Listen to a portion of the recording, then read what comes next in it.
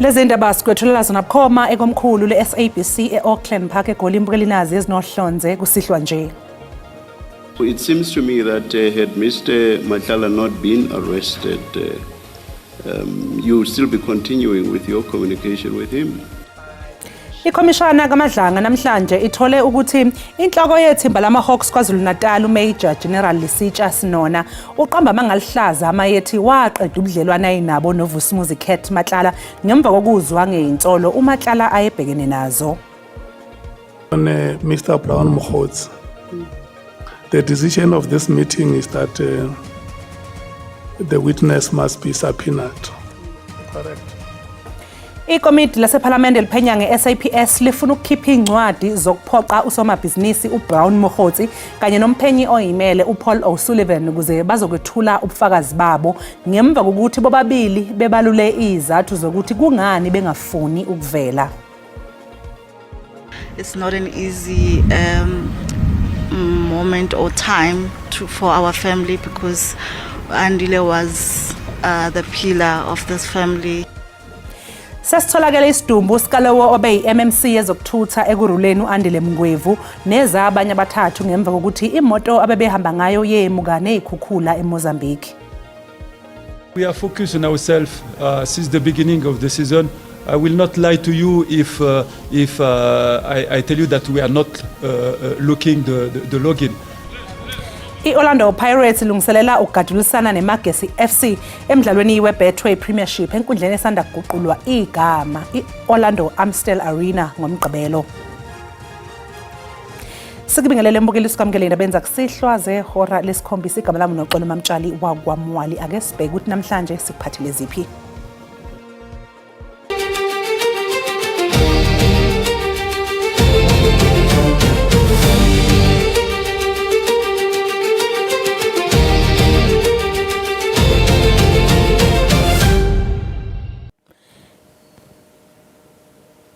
Ikhomishana kaMadlanga namhlanje ithole ukuthi inhloko yama-Hawks KwaZulu-Natal uMajor General Lisitsha Sinona ubesenga eyimithiyo ebufakazini bakhe bokuthi wanqamula ubungane ayinabo noVusumuzi Cat Matlala ngoNdasa nyakenye emva kokuzwa ngeinsolo zokuthi uyingxenye yeyigila mkhuba eyishomene nosombusazwe abathile.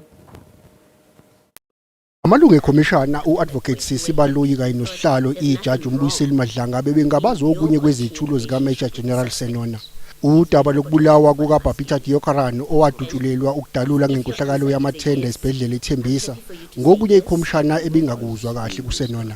Ijaji uMadlanga liqaqule nokuthi ukuhosha kwakhe imfe ebunganeni bakhe noMatlala wakwenza ngoba ngasekho okunye ngenxa yokuthi ubeseboshiwe. It's difficult to accept that you heard about this killing but you didn't hear what it is that she's supposed to have blown the whistle on and who are the people that are implicated. It's difficult to accept that you didn't hear that information. It seems to me that had Mr. Matala not been arrested, you will still be continuing with your communication with him, no. which buttresses or which supports my point that it's untrue that you ever intended to cut ties with him or to stop communication with him. You can see that he's being investigated by the SIU, by the Hawks, by the SAPS, and you continue to associate with him. In fact, you continue to assist him in his business ventures. I have indicated in my affidavit that I became wary of his conduct, and from that time I started to withdraw. uMajor General Sinona uzoqhubeka nobufakazi bakhe ekseni kusasa ngokugamanxa kwehora lesishiyagalolunye.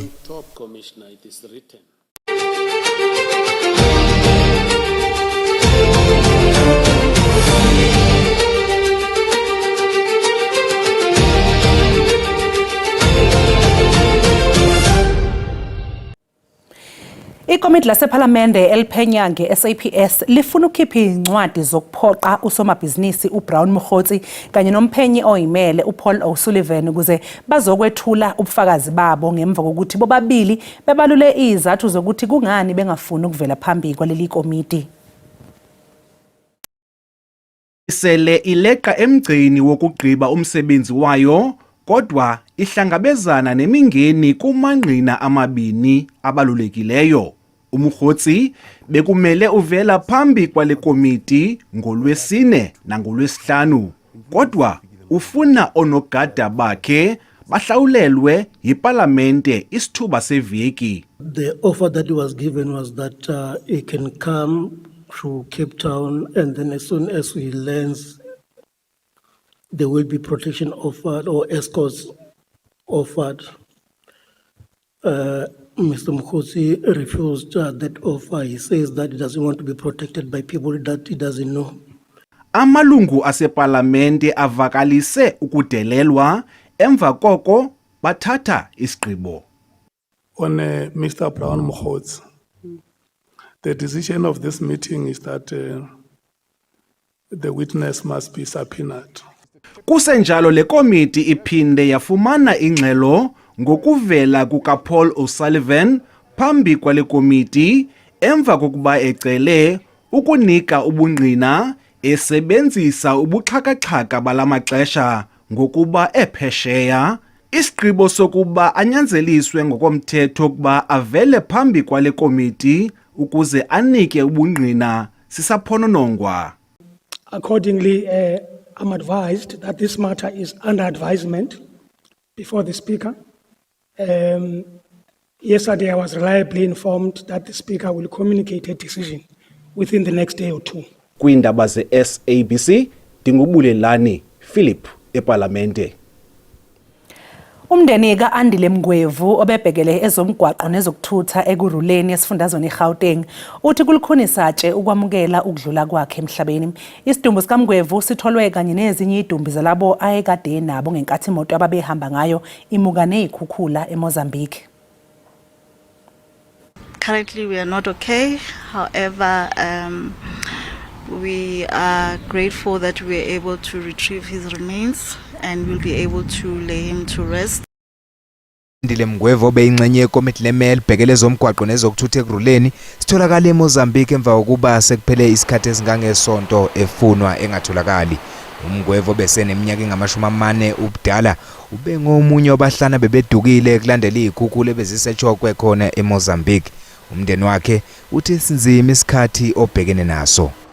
It's not an easy moment or time for our family because Andile was the pillar of this family. He was the strength. He was a father to his kids, a husband to his wife, and it's not easy to lose a loved one. So it's very, very hard and emotional for us.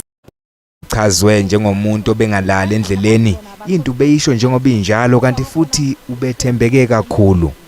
Andile was a very direct spoken person. He would not beat around the bush. He will tell you exactly how he felt, what he thought. He was a fighter, you know, and he's one person that was extremely loyal.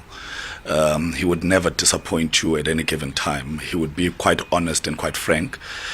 He usually called himself the honey badger.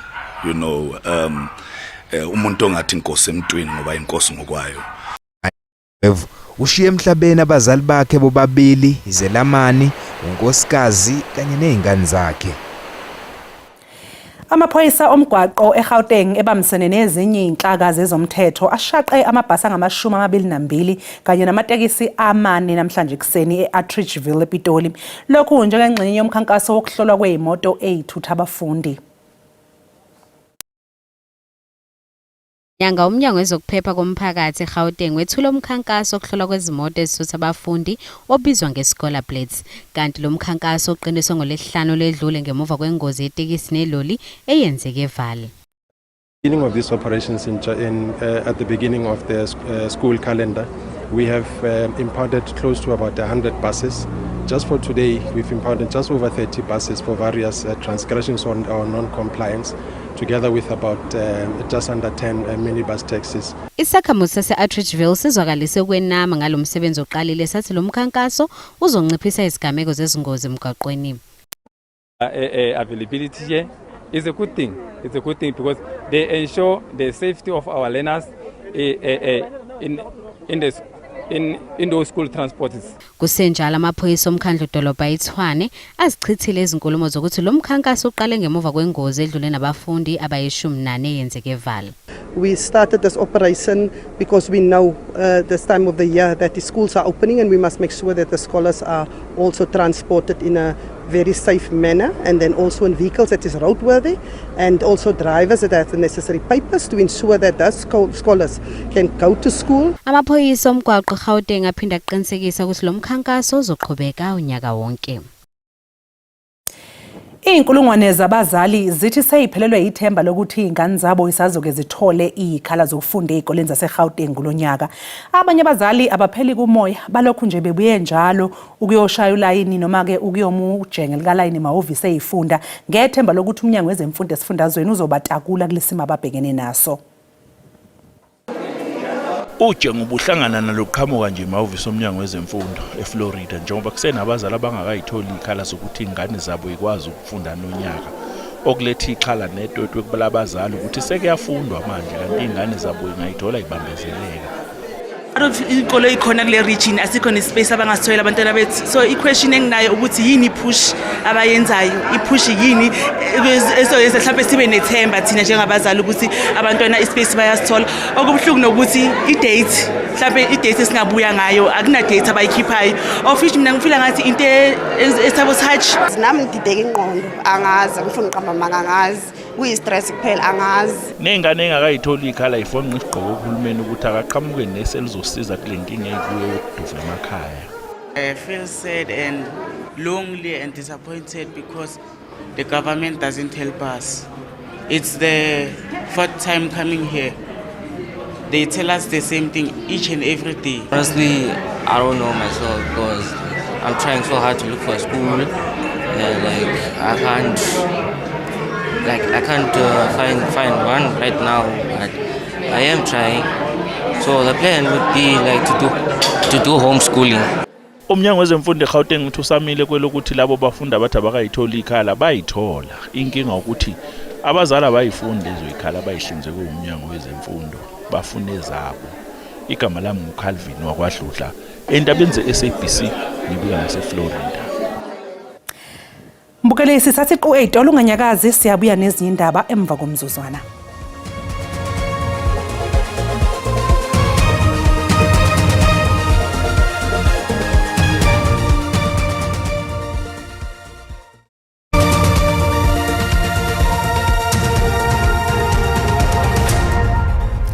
Mbukelisi kubingelela siphinde sikwamukela mangabe usanda kungena sikukhumbuzeke ukuthi lezi ndaba ziyatholakala ku-YouTube na ku-SABC Plus. Ungena kuze uyicinge ngamagama athi SABC izindaba. Umnyango wezobudlelwane namazomhlaba kulindeleke ukuthi udalule ulwazi olusha kuleli sonto malungana nabantu bakuleli okubika ukuthi baqashwa ukuba babambe iqhaza empini ephakathi kweRussia neUkraine. Libambe ingoyazana yezinsuku ezimbili ukuze libhunge ngezinye zezihloko eziseqhulwini. Phakathi kwezinye zalezi zihloko kubalwa udaba lwenkulumo kaMengameli ayibhekise esizweni iSona kanye nodaba labantu bakuleli okubekwa ukuthi bavaleleke empini phakathi kweRussia neUkraine.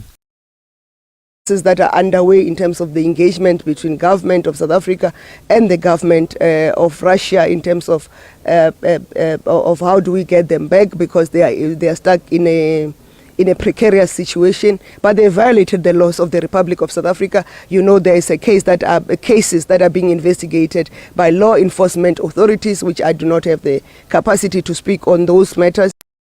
Nezomnotho wezwe uNchabeni uthi uhulumeni usanokuzethemba ekwehliseni izikweletu kanye nokuqinisekisa ukukhula komnotho. Uthi ukuqina kwamandla eRand kwakamuva maliqhathaniswa nedola laseMelika kuyizinkomba zokuthi izinguquko zomnotho seziqala ukuthela izithelo.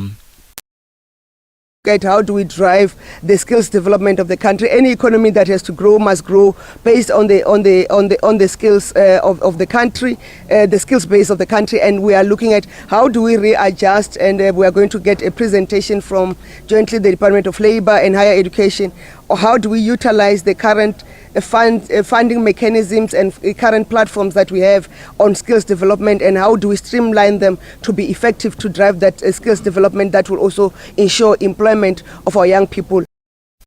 Ke ukuthi umengameli wezwe Cyril Ramaphosa ithole inkulumo yakhe ayibhekise isizweni isona mhla zi-12 kwezokwethwasa. Umholi weqembu umkhonto wesizwe uJacob Zuma ubambe isithangamina beindaba njengoba leli qembu belamukela amalungu alo amasha eNelson Mandela Bay eEastern Cape. Masisenenkinga that we have not yet taken inyani yokuthi izwe lethu leli sisacinga ukuba lizwe labelungu akunjalo obana baphethe umnotho la South Africa yebo if sithi sakhululeka right ilungekho ukuthina lo mnotho banikazi bezwe kunemthetho apha eyalethwa inkululeko right siyaba nathi kwathiwa free sasi-free ukwenzani ukusuka kuphela ezilalini kuba kudala kwangafuneka kusuke naselalini wafuna ukuhlala apha kwathiwa sikhululekile ngoku sesingavota sasingavoti soloko bafika belungu sasingavoti ndiye ndithi mandicinga ndithi yona nkululeko sayithola leyo kuphela ukuvota. Usadedelwe ngebheyili ye-50,000 zamarandi uThemba Mathibe nobambe njengesikhulu esiphezulu sesikhungo sezindlu kumasipala waseGoli iJohannesburg Social Housing Company. uMathibe uboshwe ngemva kokutholakala neyizumbulu semali emzini wakhe ngeinsolo zokushintshisana ngemali ngokungemthetho. Abezindaba bebengekho enkantolo ngesikhathi uMathibe evela okokuqala ngenxa yokuthi imininingwane ngokuvela kwakhe ibingacacile.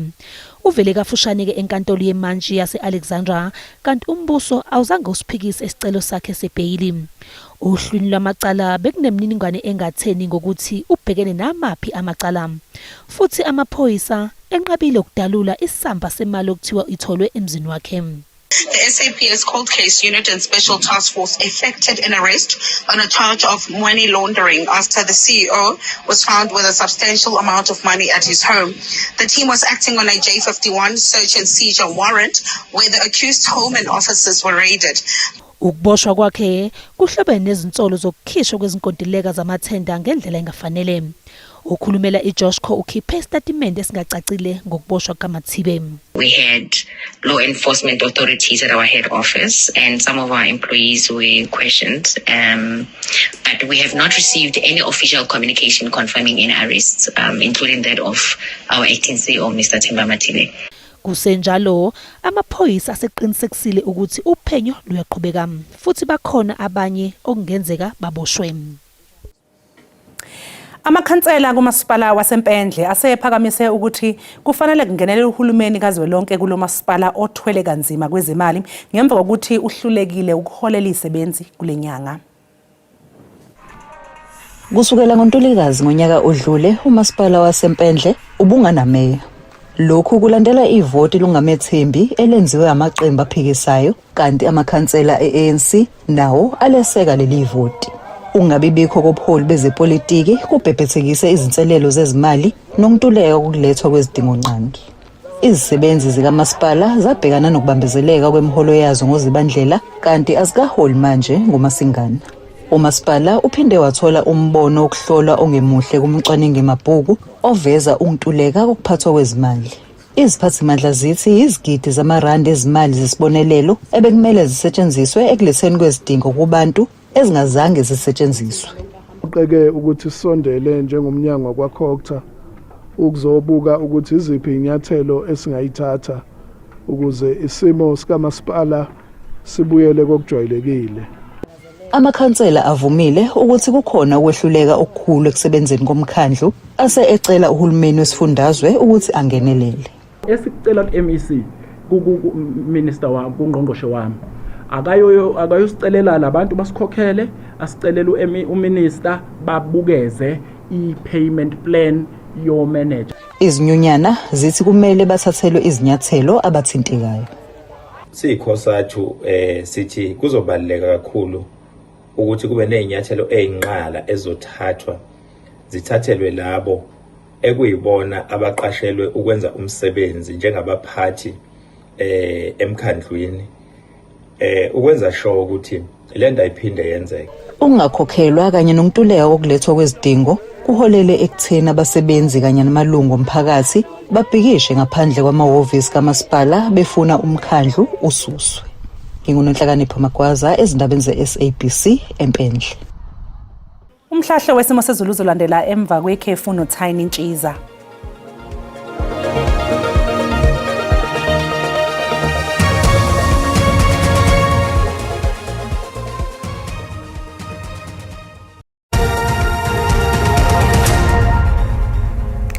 Nginibingile babukile emakhaya ngiphinde nginamukele kwesimo sezulu sanamhlanje kusihlo ake sibheke sime kanjani zoqaphela nje mbukeli sikhona ke nje imvula nomoya ilindelekile nje kakhulukazi empela ubheke nje khona ke esifundazweni Eastern Cape yana kanjalo esifundazweni iFree State kanti ke futhi nako sasingayilindela nje imvula ke nje khona ke esifundazweni iEastern Cape yana kanjalo esifundazweni iFree State kuyanjalo ke nakhona ke esifundazweni iGauteng kuyanjalo ke nakhona ke esifundazweni iNorthwest kanti ke isixwayiso sethu ke sakusihlo siphuma lapha kwa South African Weather Service sime kanje zoqaphela nje mbukeli khona ke lokuduma kumntu obungozi obuthanje buqiniseke nje kakhulukazi empela ubheke nje khona ke esifundazweni iGauteng kuyana kanjalo esifundazweni iFree State kuyanjalo ke nakhona ke esifundazweni iEastern Cape kanti ke singesixwayiso sethu ke sakusasa sime kanje uzoqaphela nje lo moya ke ungadala wona ke nje umlili kakhulukazi empela ubheke nje khona ke enyakatho yeKapa kanti kusakhona ke naloko kuduma kumntu obungozi othanje buqiniseke nje khona ke esifundazweni iGauteng kuyana kanjalo esifundazweni iFree State kuyenjalo ke nakhona ke eMahekeng kanti ke amazinga okushisa aphansi kwesihlo kakhulukazi empela ubheke nje khona ke Kapa lodumo ngasho nje ukuthi liyashisa ngawe nje u18 kanti ke likhahlelise ngubo ke izulu kakhulukazi empela ubheke nje khona ke Upington ngawe nje u24 ubheke nje khona ke Gold Coast Soweto kaNdonga ziyaduma singalindela nje u19 kuyana kanjalo ke Musina singalindela nje u20 mobheke nje khona ke eThekwini limi nje ku23 kanti ke khona ke Gqeberha limi nje ku20 eGeorge singalindela nje u18 kanti ke kusasa lisashisa nje izulu eKapa lodumo limi nje ku29 kuyana kanjalo ke Upington ngasho nje ukuthi likhipha umkhovi etsheni ngawo nje u40 kuyenjalo ke eGoli limi nje ku28 Musina liyashisa ngawo nje u32 mobheke nje khona ke Mnambithi kuya koLundi eMelmoti kuyenjalo ke nakhona ke Matigula liyashisa shisa njalo ke nakhona ke eMgungundlovu singalindela nje u26 mobheke nje khona ke Richards Bay lisashisa ke nje ngawo ke nje koMpangeni u32 kanti ke eThekwini eClermont kwaMashu eMlazi limi nje ku28 mobheke nje khona ke Gqeberha ngasho nje ukuthi lipholile ngawo nje u24 ngisibeka lapho ke isimo sezulu sanamhlanje kusihlwa mina ke ngiyintombi kaMadlamini ulangelihle ngoba libalele ngithi konke kufeziwe.